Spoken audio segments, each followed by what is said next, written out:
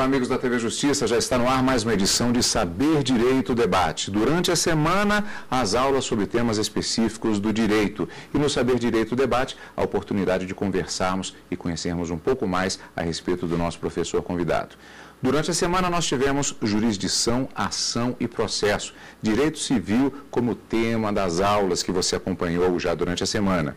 E agora no nosso Saber Direito Debate, a conversa com a professora Renata Malta Vilas Boas, a quem eu agradeço a presença aqui na TV Justiça, primeiro para as aulas e agora para o Saber Direito Debate. Muito obrigado, professora, por atender o nosso convite. Obrigado, Carlos Eduardo. Direito processual civil é uma matéria extremamente interessante, né? Então, essa semana nós passamos falando sobre 3 pilares: jurisdição, ação e processo, né? Tem gente que fica assustada já quando chega no primeiro dia em sala de aula e já vê que vai lidar exatamente com esses temas. Eu vou perguntar, inclusive, como sempre, a respeito destas reações dos alunos quando tem este primeiro contato com o direito, especificamente aqui o direito civil. Processo civil, especificamente.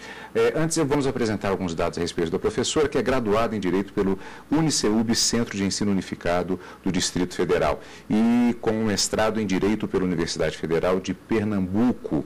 Leciona na graduação e na pós-graduação, e com uma larga experiência na área de Direito Civil e Processo Civil, o tema específico das aulas desta semana no Saber Direito. Você perdeu alguma das aulas? Daqui a pouquinho a gente passa para você, telespectador, como sempre, as formas para resgatar aquela aula, tanto desta semana como de outra, que porventura você não tenha tido a oportunidade de assistir aqui na TV Justiça. Daqui a pouquinho. Antes, vamos para a nossa clássica pergunta tradicional, professora. A gente sempre com o objetivo de repassar as experiências dos professores em determinados momentos da carreira, da escolha, dos caminhos que serão seguidos na profissão. A gente sempre começa exatamente com essa pergunta, remetendo àquele momento que pode ter sido na hora, por exemplo, de fazer a escolha do preenchimento da sua inscrição para o vestibular, direito, matemática, engenharia, história. Por que direito? Carlos Eduardo, quando eu fui fazer essa opção, né, eu passei por aquele teste vocacional. E, na realidade, eu fiquei decepcionada, porque quando veio o resultado, eu simplesmente podia fazer qualquer coisa. Eu falei assim, ué, mas você me deu o resultado da coisa que eu já sabia, né? Ou seja, que todo ser humano é capaz de fazer qualquer coisa. Eu queria que desse uma direção maior.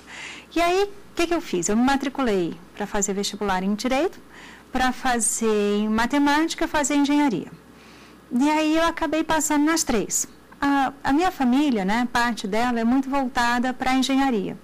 E eu acabei fazendo a opção por matemática. Fiquei 1 ano na matemática, numa universidade em Uberlândia. E quando eu estava lá no 2º semestre, começou a surgir alguns problemas, né? Principalmente a geometria espacial. Eu tive certa dificuldade de conseguir ver, né? Igual aquele negócio onde está o Wall-E e aquele outro de terceira dimensão. Uhum. Né? Então, eu não conseguia achar aquilo ali.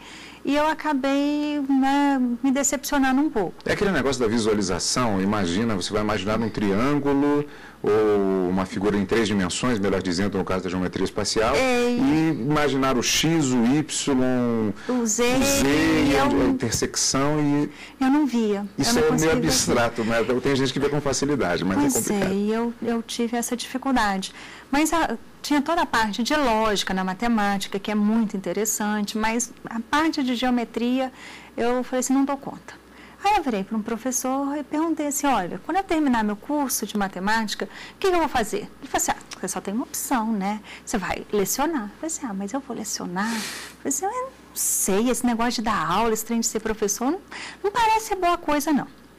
E aí, como eu já tinha feito também para Direito, eu falei assim, bom, então eu vou voltar para Brasília, né, e vou fazer meu curso de Direito lá, vamos ver se, afinal de contas, se aqui em Matemática, eu acabo vendo só letras, né, porque é A, X2, mais BX, mais C, aquele monte de fórmula, quem sabe lendo, né, foi sempre uma coisa que eu gostei muito, eu me identifico com o Direito. Então, eu estava naquele momento de não saber exatamente, né, Matemática, Engenharia, Direito, e aí eu comecei a fazer o curso de Direito. E foi, assim, uma paixão, né? Então, tudo que o professor falava, que eu tinha que ler, que eu tinha que entender, às vezes eu não entendia nada, né? Mas eu sabia que eu tinha que ler aquilo ali e buscar extrair o máximo possível. Mas o curso de Direito, no começo, ele às vezes é até assustador, Você pega ali o primeiro semestre, algumas matérias como na Introdução ao Estudo do Direito, que você tem que ler um livro do Miguel Reale, a linguagem ela não é acessível, não é uma linguagem do dia a dia, e isso acaba sendo um entrave, né? E aí você decide, né? Ou vai superar isso aqui ou vai continuar. E aí os meus livros são marcados, eu não entendi a palavra, cada uma mais estranha que a outra, eu tinha que buscar no dicionário, às vezes não tinha no dicionário, porque o Aurélio não traz essas palavras, aí tinha que correr no vocabulário jurídico, né? E a cada leitura, a cada, né, momento, eu falava assim, não, é isso aqui mesmo que eu quero. E aí eu me apaixonei. Quando chegou, né, na matéria de processo, que é a minha paixão, né, processo civil especificamente, eu falei assim, não, é aqui mesmo que eu gosto. Toda a engrenagem do direito passa pelo processo civil especificamente. Por mais que você fale que constitucional é tudo, até mesmo constitucional, para funcionar, precisa do processo civil.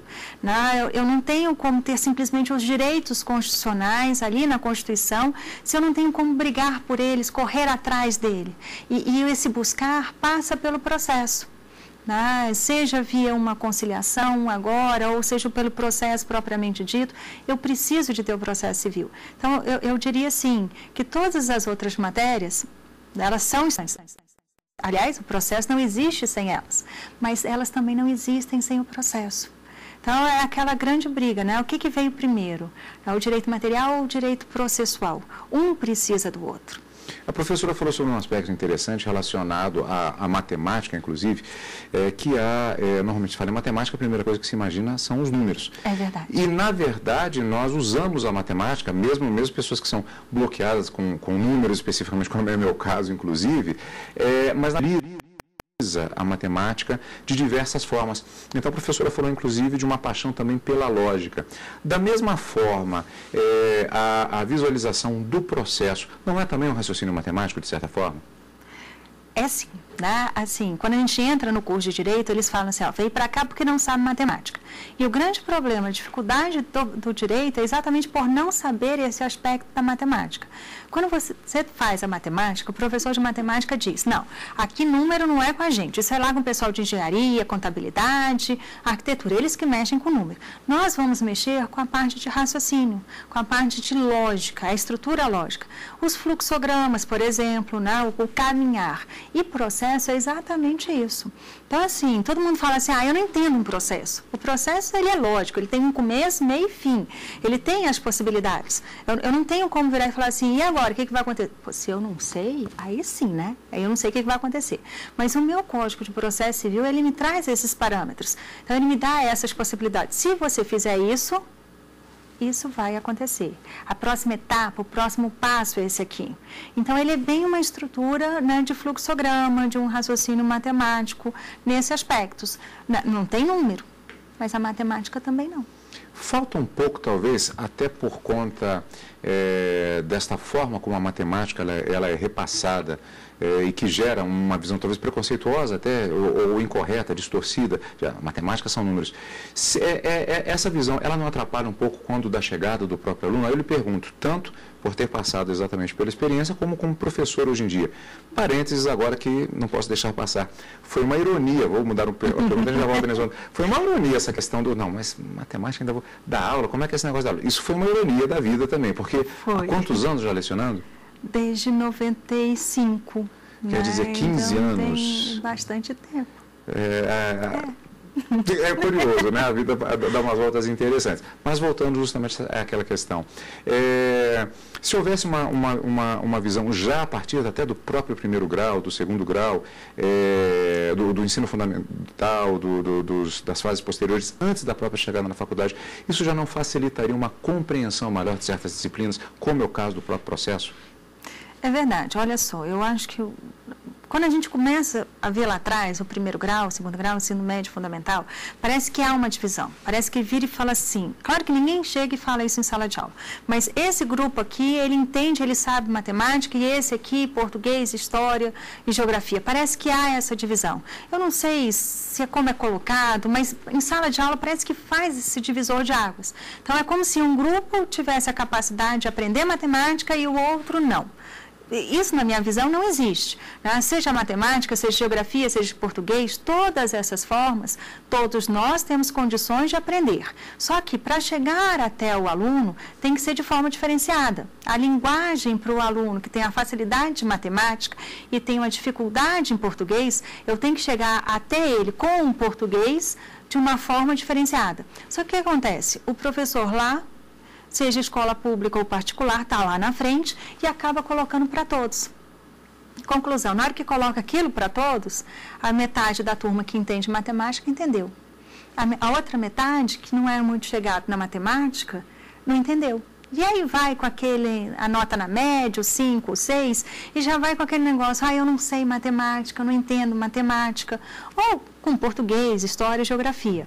É como se existisse esse divisor de águas, que na realidade, em termos de processo ensino-aprendizado, não existe.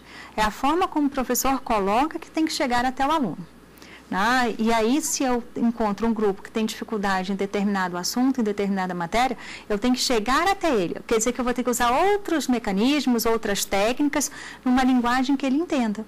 Que aí eu consigo fazer tudo isso. Só que o nosso sistema todo é comprometido, né? É complicado você falar sobre isso. Teria que ter turmas menores, professores mais bem preparados, salários adequados, né? Então, eu tenho toda uma conjuntura nesse aspecto. Existem, especificamente no que se refere ao entendimento do processo, preconceitos padrão, ou seja, os alunos já chegam já se percebe determinadas formas de pensamento que já vêm lá de trás e que, assim, eu já ouvi isso antes e não é nada disso. Existe esse tipo de situação?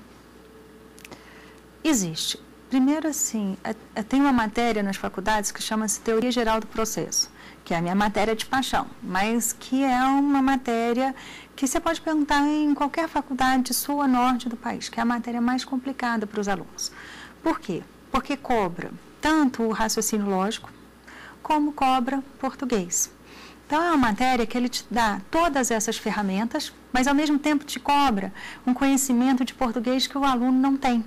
Então, ele vai apresentar um grande número de palavras diferentes. Então, eu tenho lá indeclinabilidade, inevitabilidade, né, e outras tantas que ele não está acostumado. Então, já assusta. Opa, o que eu estou fazendo aqui? Quanta palavra estranha. Não podia dizer de outro jeito? Não dá. Né? O nome do princípio, o nome da estrutura jurídica é essa. Ao mesmo tempo, né, é exigido dele o conhecimento desse raciocínio lógico, né, dessa sequência lógica que ele não traz. Então, o interessante é que aqueles alunos que têm uma formação anterior em exatas são alunos que acabam tendo um rendimento melhor em processo. Eles conseguem visualizar, seja uma engenharia, seja alguém que já tenha feito sistema de informação, né? Eles conseguem visualizar o processo melhor do que aquele aluno que não teve nenhum contato com as exatas. Então, em sala de aula, você consegue perceber essa diferença. Ou então, aquele aluno que veio de um colégio que tem por tradição, né, um ponto forte ser a matemática, como um colégio militar. Uhum. Né? Então, você consegue perceber isso em sala de aula. Ou seja, a matemática ela é tão importante no direito que ninguém percebe, né, a sua importância. Você descobre que tem problema no direito, mas não sabe que a fundamentação está na matemática. E normalmente tem essa visão, como é mesmo? Assim, não, a gente não lida com números. Na verdade, esse raciocínio é distorcido. Exatamente. Se você vai fazer matemática, você vai descobrir que não lida com números. E se você for fazer direito, vai descobrir que lida com matemática. Acaba sendo uma ironia. Agora, existem técnicas diferenciadas em relação aos alunos que chegam e já dizendo... Não entendo o processo, só estou fazendo a matéria por obrigação. É possível se resgatar esses alunos para o universo do direito? Olha, Carlos Eduardo, é o seguinte, dentro da pedagogia não existe aluno perdido. Né? Você vai correr atrás, você vai buscar resgatar aquela alma. Mas existe o livre-arbítrio. Se ele fala, não vou aprender, não tem jeito. Por mais que o professor queira, que envolva, que puxe, que faça, não vai. Né? Porque ele colocou aquela barreira, né? Ele criou aquela dificuldade para atingir aquele objetivo. Nesse caso, o professor tem que fazer o quê? É derrubar essa barreira. demonstrar a importância da matéria, né? Demonstrar até mesmo a importância do curso de Direito. O problema está que, às vezes, os alunos vão fazer o curso de Direito sem saber o que é o curso de Direito, sem saber o que fazer com o curso de Direito. E aí, você fala assim, não quero aprender isso não, eu vou aprender depois, quando eu terminar o curso de Direito. Depois eu aprendo. Né? Então, não faz sentido. Na realidade, você precisava de ter um amadurecimento maior, né, dos nossos alunos com relação às escolhas. Eu não tive dificuldade lá atrás para fazer a escolha? Os nossos alunos continuam tendo. Na verdade, talvez até na hora das escolhas, muitas vezes, o candidato ele passa por um processo que está mais ligado a um imaginário coletivo, muitas vezes distorcido, por exemplo, em relação ao direito. Talvez ele imagine aquela realidade dos filmes de tribunal, e normalmente filmes americanos, e não é bem isso, assim com relação a diversas profissões. Então, eles só vão descobrir, para a decepção ou para felicidade deles, o que é a realidade do curso quando eles já estão lá dentro da faculdade, né? Isso é um grande problema também.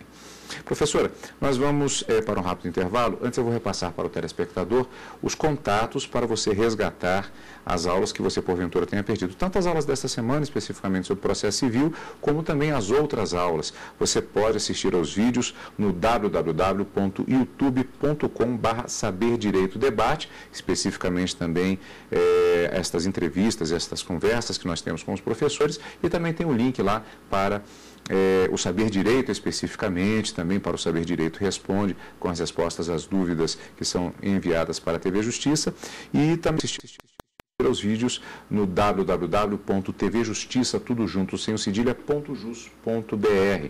Você quer mandar a sua sugestão, um tema específico que você gostaria de ver aqui no Saber Direito e também uma conversa aqui no Saber Direito Debate? Saber Direito, tudo junto, @stf.jus.br.